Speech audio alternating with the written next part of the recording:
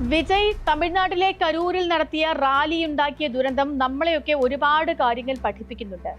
Indian ജനത ഇപ്പോഴും താരാരാധനയുടെ മായിക ലോകത്ത് നിന്നും ഇറങ്ങിയിട്ടില്ല എന്നുള്ളതാണ് ആദ്യ പാഠം.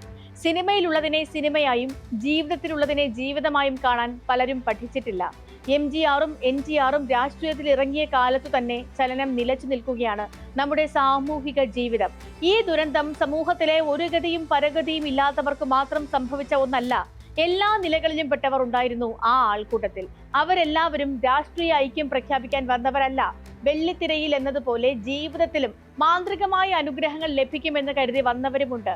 ആ പ്രചാരണ വാഹനത്തിൽ നിന്നും വീശി എറിഞ്ഞ കുടിവെള്ള കുപ്പികൾക്കായി ഉയർന്ന കൈകൾ നമ്മൾ കാണാതെ പോകരുത്. ഒരു വോട്ട് നൽകിയാൽ കിട്ടുന്ന അരിക്കും സാരിക്കും ഒക്കെ വേണ്ടി തിക്കിത്തിരക്കുന്ന അതേ ജനത തന്നെയാണ് 2025 നമ്മുടെ കൺമുന്നിൽ ഇതാ ഉള്ളത്.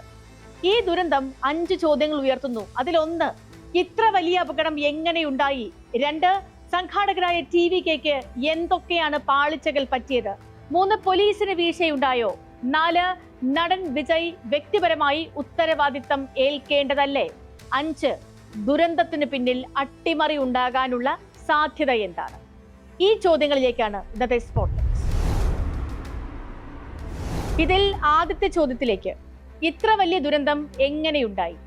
ഈ റാലി നടത്താനായി നടൻ വിജയുടെ തമിഴക വെട്രിക്കഴകം നിർദ്ദേശിച്ചത് bus stand, round about, light house തുടങ്ങിയ സ്ഥലങ്ങളായിരുന്നു. ഇവിടങ്ങളൊക്കെയും ജനസാന്ദ്രത കൂടുതലാണ് എന്ന് ചൂണ്ടിക്കാട്ടി പോലീസ് അനുമതി നിഷേധിച്ചു. പകരം കരൂർ ഈറോഡ് റോഡിലെ വേലുസ്വാമിപുരത്താണ് പോലീസ് അനുമതി നൽകിയത്. അവിടെയാണ് AIADMK ജനറൽ സെക്രട്ടറിയും മുൻ മുഖ്യമന്ത്രിയുമായ എടപ്പാടി പളനിസ്വാമി 25-ന് ഒരു റാലി നടത്തിയത്. വിജയ് 12 മണിക്ക് എത്തുമെന്നാണ് സംഘാടകർ അറിയിച്ചിരുന്നത്. എന്നാൽ രാവിലെ 9 മണിക്ക് തന്നെ ജനം പ്രദേശത്തേക്ക് ഒഴുകിയെത്തി തുടങ്ങി. പക്ഷേ വിജയ് സമയത്ത് വന്നില്ല. കരൂർ, ഈറോഡ്, കോയമ്പത്തൂർ എന്നിവിടങ്ങളിൽ നിന്നൊക്കെ അനുയായികൾ 4 മണിയോടുകൂടി പിന്നെയും ഒഴുകിയെത്തിക്കൊണ്ടേയിരുന്നു. ഇതിനൊക്കെയും ശേഷമാണ് നാമക്കലിലെ റാലി സ്ഥലത്തു നിന്നും വിജയ് കരൂർക്ക് പുറപ്പെട്ടത്. കരൂരിൽ പൊരിവെയിലായിരുന്നു. ആ വെയിലത്തും സ്ത്രീകളും വൃദ്ധരുമൊക്കെയും കാത്തുനിന്നു. അവരിൽ ഗർഭിണികൾ ഉണ്ടായിരുന്നു, ചിലർ കൈക്കുഞ്ഞുങ്ങളുമായി എത്തിയവരാണ്. ഇതിൽ ഉച്ചഭക്ഷണം കഴിക്കാത്തവർ പോലും ഉണ്ടായിരുന്നു. മൈക്കിൽ വരുന്ന പ്രചാരണ ഗാനങ്ങൾക്കൊപ്പം പാടുകയും ആടുകയും ചെയ്ത് കാത്തിരുന്നവർ വളരെ വേഗം തളർന്നു. വിജയുടെ വാഹനം പാർക്ക് ചെയ്യാൻ നിർദ്ദേശിച്ചിരുന്ന നിശ്ചിത സ്ഥലത്തിന് ചുറ്റുമാണ് ജനം തങ്ങിക്കൂടിയത്. താരത്തെ ഏറ്റവും അടുത്തു കാണാനുള്ള ആവേശമായിരുന്നു അത്. കരൂരിലെ ഓവർ ബ്രിഡ്ജിന് സമീപം വിജയുടെ വാഹനം എത്തിയത് 6 മണിക്കാണ്.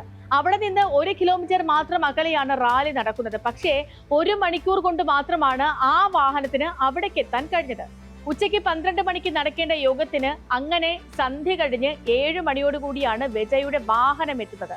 ആ വാഹനത്തിന് പിന്നാലെയും ആയിരങ്ങൾ എത്തിയിരുന്നു. രാവിലെ മുതൽ കാത്തു നിന്നവരുടെ അടുത്തേക്കാണ് വിജയുടെ വാഹനത്തെ പിന്തുടർന്നെത്തിയവർ കൂടിച്ചേർന്നത്. വിജയുടെ വാഹനത്തിന് വഴിയൊരുക്കാനായി വോളണ്ടിയർമാർ ശ്രമം തുടങ്ങിയപ്പോൾ തന്നെ ദുരന്തം ആരംഭിച്ചു എന്ന് പറയാം. കാരണം നീങ്ങാൻ 1 ഇഞ്ച് സ്ഥലമില്ലാത്ത പ്രദേശത്താണ് ഈ ഉന്തും തള്ളുമൊക്കെ തുടങ്ങിയത്. നീങ്ങാൻ സ്ഥലമില്ലാതെ ശ്വാസം മുട്ടി നിന്നവർ തലകറങ്ങി വീഴാൻ തുടങ്ങി.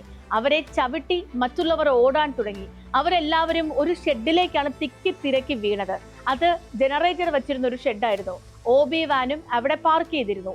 നീങ്ങാൻ 1 സെന്റിമീറ്റർ പോലും ഇടമില്ലാത്തിടത്തേക്കാണ് 100 കണക്കിന് പേര് ഉന്തി മാറ്റാൻ ശ്രമിച്ചത്. അതോടെ ഈ ദുരന്തം അനിവാര്യമായി. ഇതിനിടയിൽ വിജയുടെ വാഹനത്തിൽ നിന്നും എറിഞ്ഞ വെള്ളക്കുപ്പികൾക്കായി ജനം പിടിവിലി കൂട്ടിയതും ദുരന്തത്തിന്റെ ആഴം വർദ്ധിപ്പിച്ചു. സംഘാടകരായ TVKക്ക് നിരവധി പാളിച്ചകൾ പറ്റി. വരാൻ പോകുന്ന ആൾക്കൂട്ടത്തെ കുറിച്ച് ധാരണ ഉണ്ടായിരുന്നില്ല എന്നത് ആദ്യത്തെ പാളിച്ച. 10,000 പേർ പങ്കെടുക്കുന്ന റാലിക്കാണ് അനുമതി തേടിയത്. എന്നിട്ടും പോലീസ് അനുമതി നൽകിയത് 60,000 പേരെ ഉൾക്കൊള്ളാവുന്ന ഒരു മൈതാനത്താണ്. അവിടേക്ക് ഒഴുകിയെത്തിയത് 2 ലക്ഷത്തിലധികം പേരാണ്. അടുത്ത പാളിച്ച സമയക്രമത്തിലാണ് ഉണ്ടായത്. ഉച്ചയ്ക്ക് 12 മണിക്ക് പ്രഖ്യാപിച്ചൊരു റാലിയാണ്. അത് 2 മണിക്കോ അതല്ലെങ്കിൽ പരമാവധി 4 മണിക്കോ എങ്കിലും നടത്തേണ്ടതാണ്. രാവിലെ 9 മണി മുതൽ ഈ പ്രദേശത്ത് വന്ന് കാത്തു കിടക്കുന്നവരാണ് അപകടത്തിൽപ്പെട്ടത്. അവരിൽ ബഹുഭൂരിപക്ഷവും ഉച്ചഭക്ഷണം പോലും കഴിച്ചിരുന്നില്ല. തുള്ളി വെള്ളം പോലും കുടിക്കാത്തവരുണ്ട്. അവരുടെ മുന്നിലേക്കാണ് താരം വൈകിട്ട് 7 മണിയോടെ എത്തുന്നത്. 10 മണിക്കൂറായി കാത്തു നിൽക്കുകയായിരുന്നു ജനത. വിജയുടെ ഇതിനു മുൻപുള്ള റാലികളിലെ അനുഭവങ്ങളിൽ നിന്നും ഒരു കാര്യം വ്യക്തമായിരുന്നു: ജനക്കൂട്ടം വലിയ തോതിൽ എത്തും. അപ്പറഞ്ഞ സ്ഥലങ്ങളിലൊന്നും സമയത്ത് റാലി നടത്താനോ പിരിഞ്ഞു പോകാനോ കഴിഞ്ഞിരുന്നില്ല. ഇത്രയേറെ ജനം ഒഴുകിയെത്തുമെന്ന് ഉറപ്പായപ്പോൾ അതിനുള്ള സംവിധാനങ്ങൾ സംഘാടകർ ഒരുക്കിയില്ല. പോലീസിനും ഉത്തരവാദിത്തത്തിൽ നിന്നും ഒരിക്കലും ഒഴിഞ്ഞുമാറാൻ കഴിയില്ല. കാരണം 10,000 പേരുടെ റാലിക്കാണ് അനുമതി തേടിയതെങ്കിലും എണ്ണം 1 ലക്ഷമെങ്കിലും ആകുമെന്ന് പോലീസിനും ആവശ്യമെങ്കിൽ കണക്ക് കൂട്ടാമായിരുന്നു. നടൻ വിജയെ കണ്ടാൽ ആർത്തലയ്ക്കുന്ന ജനതയെക്കുറിച്ച് ഏറ്റവും വ്യക്തമായി അറിയേണ്ടത് പോലീസാണ്. ഉച്ചയ്ക്ക് 12 മണിയായപ്പോൾ തന്നെ ജനക്കൂട്ടത്തെ നിയന്ത്രിക്കാൻ കഴിയില്ല എന്നൊരു യാഥാർത്ഥ്യം പോലീസ് തിരിച്ചറിയേണ്ടതുമായിരുന്നു. MGRും NTRും നടത്തിയ രാഷ്ട്രീയ യാത്രകളുടെ അനുഭവം പോലീസിനും തമിഴ്നാട്ടിലെ രാഷ്ട്രീയ നേതാക്കൾക്കും അറിയാത്തതേയല്ല. അപ്പോൾ ഇങ്ങനെ ഒരു റാലി നടത്തുമ്പോൾ വേണ്ട സജ്ജീകരണങ്ങൾ ഒരുക്കുക എന്നത് എല്ലാവരുടെയും ബാധ്യതയായിരുന്നു. ഇങ്ങനെയൊരു ദുരന്തം അടുത്തുണ്ട് എന്നൊരു തോന്നൽ റാലി നടത്തുന്നവർക്കെങ്കിലും ഉണ്ടാകേണ്ടതായിരുന്നു. ജനം കൂടുതൽ ഇരമ്പി എത്തുന്നതിനായി കാത്തുനിന്നല്ല ഒരു റാലിയും നടത്തേണ്ടത്.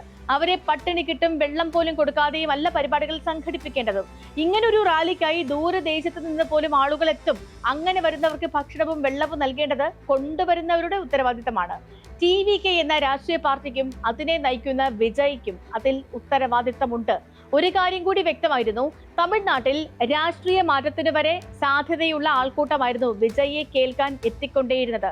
ഓരോ റാലിയും വലിയ വിജയമായിരുന്നു.